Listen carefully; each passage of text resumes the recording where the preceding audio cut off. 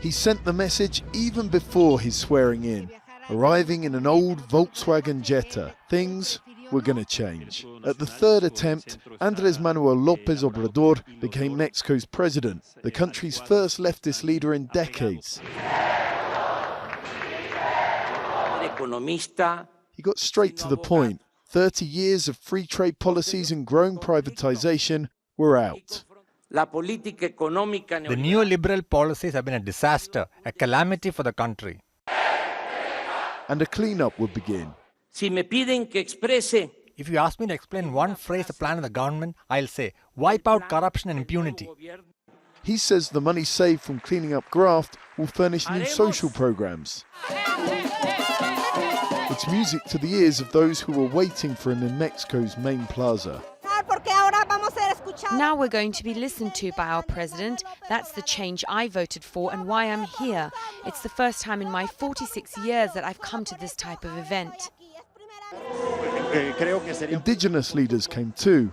After a ritual cleansing, he gave the crowd what sounded more like a wish list than a speech. This is my promise to establish a first-class health system for free, like in Canada or the Scandinavian countries. But many analysts say that for all the promises, his plans remain threadbare and the sums just don't add up. How do you put together, on the one hand, that all the measures are going to cost a lot of money? We are not going to raise taxes, that's what the government has announced.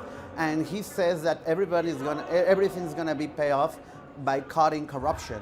But cutting corruption, it's not only a matter of political will, it's a matter of constructing effective institutions. And so far, in the measures that he has announced, there is no institutional building as a priority of the new government. It's a common criticism, but for his supporters, his word is enough for now. There's a lot of hope here. Mr. Lopez Obrador won by a landslide, but there's also a desperation for change. More than 40% of Mexicans are poor. The murder rate is the worst on record, and people are tired of the seemingly never-ending corruption. If he makes just a bit of headway on those issues, for many, it could be enough. John Holman, Al Jazeera, Mexico City.